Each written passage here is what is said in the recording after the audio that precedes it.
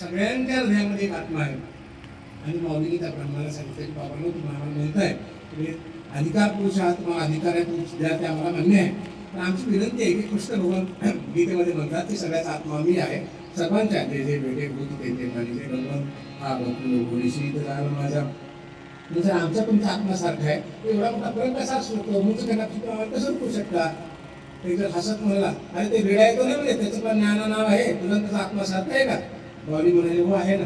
बरोबर भगवंताला जर काही परिवर्तन करायचं असेल कुठे घटना घडतात आपण त्याला म्हणतो अशी का घडला असेल त्याच्या पाठीमागे त्याची लीला असते, भगवंताची लीला असते की त्या माध्यमातून काहीतरी करायचं असतं. अचानक कोणती व्यक्ती आपल्याला भेटते, अचानक आपल्याला चांगले संबंध होऊन जातात, कुणाचं किंचित संवाद होतो त्याच्यातून माहिती होऊन जाते. पण 100% कोणत्या ना कोणत्या माध्यमातून भगवंत आपल्याला जोड आणून आपल्या त्याच्या माध्यमातून या पाहुण्यावळ्याच्या माध्यमातून आपण उन्नती करतो किंवा आपल्याचे दोष टाकून जातो. आपण कधी कीर्तनाला जातो, एखादी ताई मध्ये करा काय आपण चला कीर्तनाला लय चांगला आहे आणि कधीच न जाणारा माणूस तिथे जातो म्हणून आपल्याला सवय लागते. हरिपाठाला जायची इच्छा नसते, पारायला जायची इच्छा नसते, कोणी तर निमित्त होतं आपल्याला चला दिल्लीला म्हणतो, चला आळंदीला म्हणतो, पहिल्यांदा आपण तिथे जातो आणि त्याच्यामुळे मी गेलो बरं का आणि पुढच्या वर्षी आपण जायला सुरू करतो, 4 लोकांना आपण घेऊन जातो म्हणजे काहीतरी निमित्त ना. आता ही निमित्तच झाला. तो वेळा नागा नावाचा वेळा समोर आला आणि हा ब्राह्मण काय म्हणले त्याचा आत्मा तुझा आत्मा सारखा आहे का, दोघांचा नाव सारखं आहे. माऊली म्हणाले हो, जर भगवंताने सांगितलं कृष्णाने सगळ्याचा आत्मा सारखा आहे, जीव निर्माण करणारा तो आहे. त्याला मारलं तर तुला मार लागेल का, लागेल ना. त्याला मारलं, माऊलीच्या पाठीवर म्हटले नाही आपण तो चमत्कार करतोय. काही काही लोक फार असतात बघा सहजासहजी मान्यच करत नाही. हा चमत्कार करतो म्हणजे काहीतरी. मग काय केलं पाहिजे, तू बोल असं तो रेडा बोलेल का, न बोलायला काय झालं आणा म्हणजे त्या रेड्याकडे आणा आणि कसं बोलून मोठा केलं. आता बघा ना त्या माऊलीने प्रमाण दिलं काय झालं. ज्ञानदेव म्हणे निवृत्तीने गुण विधले संपूर्ण माझ्या निवृत्तीनाथ फार मोठे तर महादेव स्वतः महादेव आहे. कोण आहे निवृत्तीनाथ, महादेव स्वतः काहीही करू शकले असते पण काहीही केलं नाही निवृत्तीनाथाने. काय म्हणाले ज्ञानाला, काय म्हणे ज्ञाना बोलायचं काय, हा बोलो वेडा बोलो. कारण निवृत्तीनाथ बोलू शकले असते का, बोलू शकले असते ना. पण आपल्याला मोठं नाही केलं मोठ्या भावाने, सगळं लहान भावाला मोठं केलं. माझा ज्ञान प्रत्येक गोष्टीमध्ये ज्ञान, बिन चालाची ज्ञान, पाठीवर मांडे भाज्याचे ज्ञानाने भाजायचे, बेलेली मुली उपवाची ज्ञानाने उपवायचे, सगळे निवृत्तीनाथ करू शकले असते. याचा पण हा आपण आदर्श घेतला पाहिजे की आम्ही जर मोठे झालो ना तर आमच्या भावाला सुद्धा आम्हाला मोठं करता आलं पाहिजे. मग संसार टिकून राहतो. आणि लहान जर असाल ना तर ही केलं ना माझ्या दादामुळे झालं, माझ्या भावामुळे झालं, माझ्या आईमुळे झालं, माझ्या वडिलांमुळे झालं. मोठेपणे म्हणायचं म्हणजे कुटुंब टिकून राहतं. ज्या कुटुंबातली माणसं विचाराने एकत्र राहतात त्या कुटुंबावर बॉम्ब पडला तरीही घ्यायचं कारण त्यांना काही वाटत नाही. आणि ज्या कुटुंबातली माणसं एकत्र राहत नाही विचारानं, लपवालपी करतात, सांगत नाही, छापून ठेवतात, त्यांच्या घरात खडा पडला तरी थांबतो का. आणि शक्तीच नाही एकत्र, एकमेकाला माणसांना नाही, झाक नाही, लपवत नाही, सगळी त्याच्यात गोंधळ उठून जातो. या कुटुंबाकडे बघायचं ज्यांच्या घरामध्ये खायला नको, झोपडी लोकांनी जाऊन टाकली, माझ्या देहांत पैसे दिलं तरी 4 भावना बघा पडे भेटलं चित्र वगैरे फोटो बघा कसे दिसतात ते, असं मस्त वाटतं बघितलं, छान वाटतं वाटतं. कारण एवढा आत्मविश्वास त्यांच्यामध्ये आहे. आजची परिस्थिती उद्या राहत नाही, खात्री राहतच नाही. आपल्या नागपूरचे लोक होते श्रीमंत माणसं, आज ती श्रीमंत नाहीत आणि जे रोजगार करणार ते गाड्या घेऊन करू लागले. जे श्रीमंत होते ते कदाचित रोजगार करू लागले. हा काळाचा महिमा आहे सगळा. मग कधी कधी काळाची वाट बघायची, रागायच्या भास सुद्धा नाराजीने सुद्धा मेलेलं बरं म्हणायचं नाही, चुकीचे निर्णय घ्यायचे नाहीत, आग्रा पकडून घरातून बाहेर जायचं नाही, कुणाला हकलायचं नाही, कुणाचे संबंध तोडायचे नाही, फटाफट नाही करायचे का. कारण आजची परिस्थिती उद्या राहत नाही. हे पक्क होतं. तो रेडा बोलला, कसा बोलला, निवृत्त म्हणाले ज्ञाना तू बोलो. याला प्रमाण आहे बरं का पैठणच्या नाथ महाराजांचं. रेड्यामुखी वेद बोलविला गर्भविदांचा हरविला. रेड्यामुखी वेद बोलविला गर्भविदांचा हरविला. शांती रूपी प्रगटला ज्ञानो माझा. शांती रूपी प्रगटला ज्ञानो माझा. ज्ञानोबा माझा, ज्ञानोबा माझा, ज्ञानोबा माझा. साधु माय क्षणी हरे राम सर्वभूती सुखरूप जाणो माझा सर्वभूती सुखरूप जाणो माझा रेड्याला बोलवल्यानंतर मात्र सगळी ब्राह्मण मंडळी हादरली यांच्याकडे माणसं लावली सगळे आनंद पण वाटू लागला आणि लाज पण वाटू लागली की आपल्याकडे उगाचच मोठेपणाचा आपण घेऊन बसलो आपल्याला पात्रता नसताना यांना छेडला आपण हे तर साक्षात ताकदीचे लोक आहेत सगळे देवच आहेत हे साक्षात भगवंतच आहे आणि अनेक मोठ्या मोठ्या लोकांनी माऊलींचे पाय धरले विनंतीनाथांचे पाय धरले खंड्यावर उड्या लागले नाचू लागले कृष्णकांत पंत मामाला म्हणजे वडिलांच्या मामाला खूप आनंद झाला आणि त्यांनी आपल्या घरी आणलं आनंदाने तिथे राहू लागले आता असं जरी झालं एवढं जरी घडलं तर काहीच्या मनात ते चुक कायमच राहील काहीच्या मनात चूक कायम आजही तसंच घडतं बरं का काही लोक म्हातारे झाले 80-80 वर्षांनी तरी आपल्या सत्ताचा अधिकार सोडत नाही त्यांच्या लेकराला कुठेच येऊ देत करू देत नाही या माहितीमधून घेऊन आपली पांगत टांगतो उद्याचं खेळानं तुम्हाला जात नसतं पण सोडणार नाही तर त्या लेकराला म्हणा घे बाबाला तू कर म्हणून द्यावं लागेल ना त्या लेकराच्या हातात त्याला कोण द्यावं लागेल ना सोडत नाही सत्यामध्ये हीच परिस्थिती कुठे तीच आहे सोडणारच नाही काम काय आपलं मला बघा सुंदर जायला काही पीळ नाही गेली म्हणजे सोडायचंच नाही आपलं ताणून करायचं नाही केलं पाहिजे सोडलं पाहिजे तसं ह्या काही माणसांनी मनात धरूनच ठेवलं नाही संन्यासाची मुलं आहेत ह्यांना जवळ घेऊन चालणार नाही यांचे बंधू घेऊन चालणार नाही तर त्या कृष्णकांत मामाच्या घरामध्ये श्राद्धाचा कार्यक्रम होता ब्राह्मणांना आमंत्रण दिले की बाबा आमच्या आईवडिलाचं श्राद्ध आहे आम्ही यावं जेवायला आमंत्रण दिल्याप्रमाणे येथील अपेक्षा होती स्वयंपाकाने खूप छान केला पण कोणीच येणार आपण तिला बहिष्कार आहे मात्र आपण त्याला सांगितलं बिलकुल नाही जायचं म्हणे तो चमत्कार केला म्हणजे त्याला काही नाट्य केले तर जादू केलेले जादू कोण आहे आपल्याला त्यांच्याकडे जायचं नाही आता या मामाला फार वाईट वाटलं पण त्यांचा भाव इतका शुद्ध आहे काय म्हणाले ते एवढं वयस्कर असेल मामा काय म्हणाले सगळ्या गावाने बहिष्कार टाकला तर चालेल पण कोणत्याही परिस्थितीमध्ये मी ह्या लेकरांना घराच्या बाहेर काढणार नाही त्यांची आठ काय होती या लेकरांना बाहेर काढा मग आम्ही तुमच्या घरात श्राद्धाचं जेवायला देऊ हे म्हणाले काही जर हरकत नाही तुम्ही श्राद्धाचं जेवायला घेऊ नका नाही तर नाही केलं आमच्या वडिलांच्या आईवडिलाचं उद्धार नाही झालं तर चालेल पण मी ह्या लेकराला बाहेर काढणार एवढा शुद्ध भाव होता एवढा शुद्ध भाव होता आणि ज्ञानोबायांचं प्रमाण तुकोबारे सांगतात माऊली कुणासाठी करतो माहिती का सगळ्यासाठी करत नाही ज्याचा भाव शुद्ध असेल करील ते काय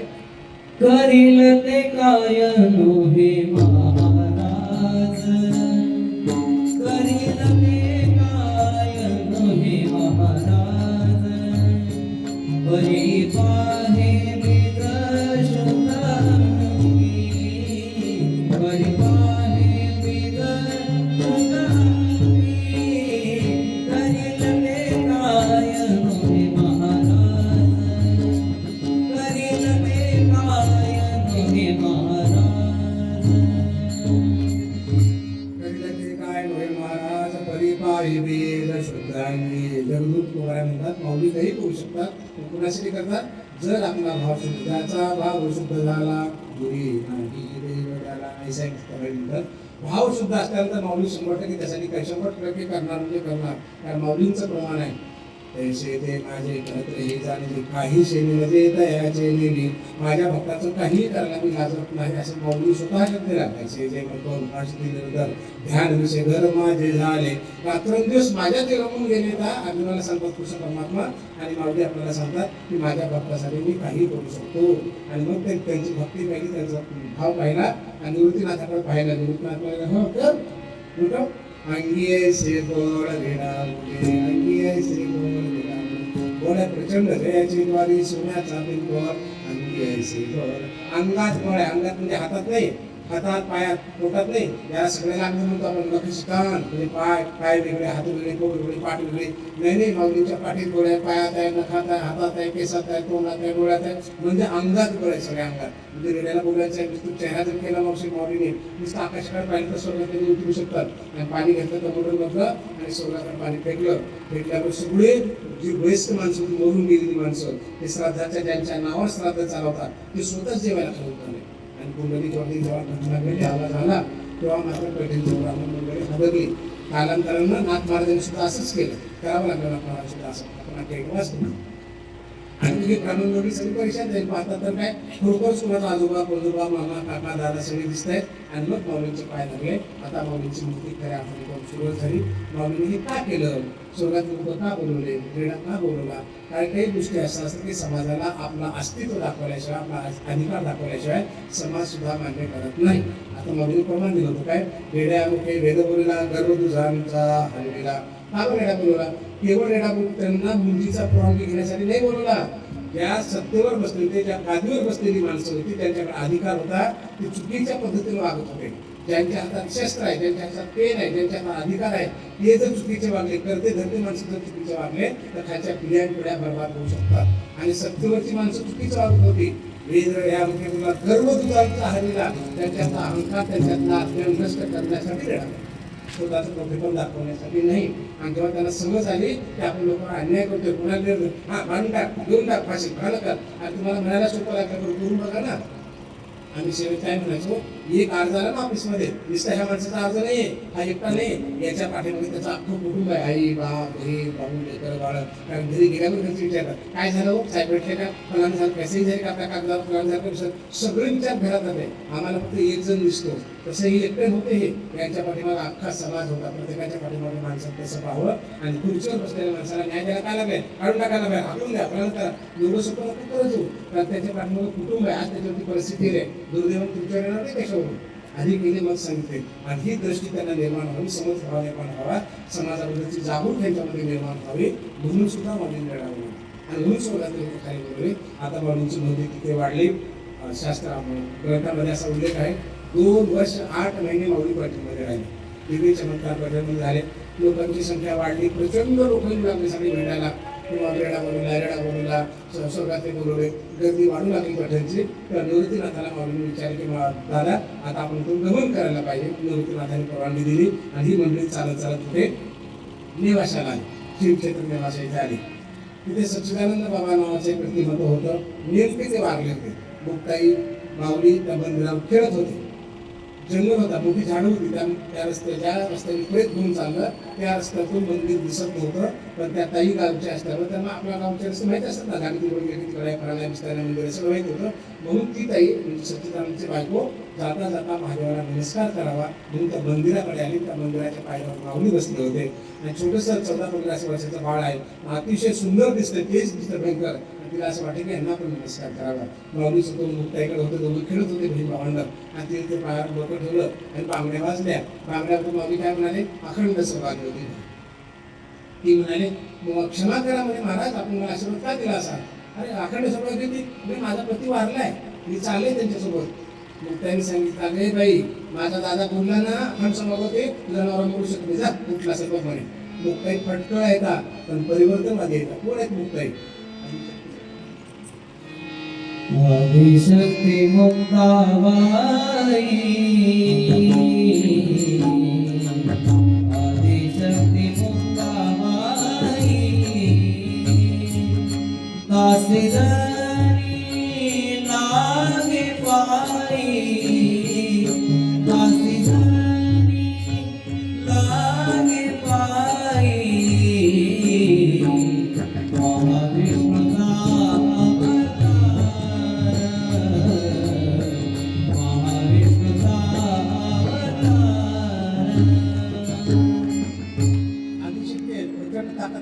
फटकळायचा पण परिवर्तनवादी येतात. आणि जेव्हा ती पत्नी परत आली पाहिजे सच्चिदानंद उठून बसले. सच्चिदानंद माऊलीचे पाय धरून सांगितलं, माझ्या तुमचे आनंद का झाले, माझा पुनर्जन्म झालेला आहे, आता मी तुम्हाला सोडून जाणार नाही, तुम्ही सांगा ते आज्ञा करणार आहोत. आणि त्यांच्याकडून ज्ञानेश्वर लिखाण करून घ्यायची होती. ते की 12 जुते 12 तरे ते ढिका केले ज्ञानेश्वरे, सच्चिदानंद बाबा आदरे लेखपूर झाला. आणि सच्चिदानंद बाबाने लिहिलं, माऊलीने सांगितलं, असं सच्चिदानंद कार्य माऊली करून घेतलं. ते सच्चिदानंद कामाला असो. नेवाशामध्ये फिरत असताना प्रचंड पाऊस सुरू झाला, वादळ सुरू झालं. आणि हिंदी भाषिकाचा प्रार्थना असेल हिंदी भाषिक लोकांचा. आता पाऊस आला म्हणजे मंडळीमध्ये बसली, 4 भावंडामध्ये गेली. पण ते हिंदी भाषिक लोक काय बोलले की हमारे अंदर नहीं आना, तुम खाने हो पिस्ताने हो, हात पण देऊ लागले. माऊलीने म्हणलं अरे बाबा हमारी तुम्हारी काय आले सगळे एका ईश्वराची लेखा होत ना, पाऊस आला ते काय करतो नाही ना, हमारे में तुम नहीं आ सकते असं बोलून तिथे सुरू झाला. निवृत्ती महाराज त्यांच्या ग्रंथामध्ये सुंदर उल्लेख आलेला आहे. मग माऊली काय म्हणाले, आमची एका तुमच्या ही इमारतीला विचारा मला कोणाची येते, ते इमारत पुढे बोलते का, आणि विचारून तर मला तूच विचारून बघ म्हणे. मग माऊली त्या इमारतीला म्हणाले, हे बाई ती कुणाचीच, आमची का त्यांची आहे, ती म्हणजे तुमची आहे. म्हणजे सगळी हिंदी भाषिक लोक पळून गेली. त्या ठिकाणी कर्मेश्वराचं मंदिर पूर्वीपासून तिथं होतं. मग ते मंदिर पुढे गेला, आता कोर्टामध्ये मॅटर झाला, त्याचा कोर्टाने निकाल झाला आणि सुंदर असं दत्त मंदिर तिथे राहिलं. म्हणजे शेवटी ते इकडेच परत आले, ज्या मूळ ज्यांची होती त्यांच्याकडे परत आले. तो मंदिराचा तो कार्यक्रम आपल्याला अशा प्रकारची माऊलीची भीती तिथं वाढली, देवाशामध्ये बसले आणि मूळ कार्य ज्या कार्यासाठी माऊलींचा अवतार होता, मूळ कार्य काय करायचं होतं, गीतेवर टीका करायची होती. सुमारे 4 ते 5,000 वर्षापूर्वी कृष्ण भगवंतांनी गीता सांगितली, 700 श्लोकाची गीता सांगितली, लोकांचा उद्धार करण्यासाठी सांगितलेली गीता होती. जी गीतेचे अक्षरे जैतुनिका कर्मद्वारे रीती शिवमेधकी, एक एक गीतेचा अक्षर अष्टमुळेच करणार आहे. पण 5,000 वर्षांनी लोकांना हे पोहोचलं नव्हतं, कारण एकाने एकाला द्यावं ही प्रथा होती, एकाने एकाला सांगली प्रथा होती. ही प्रथा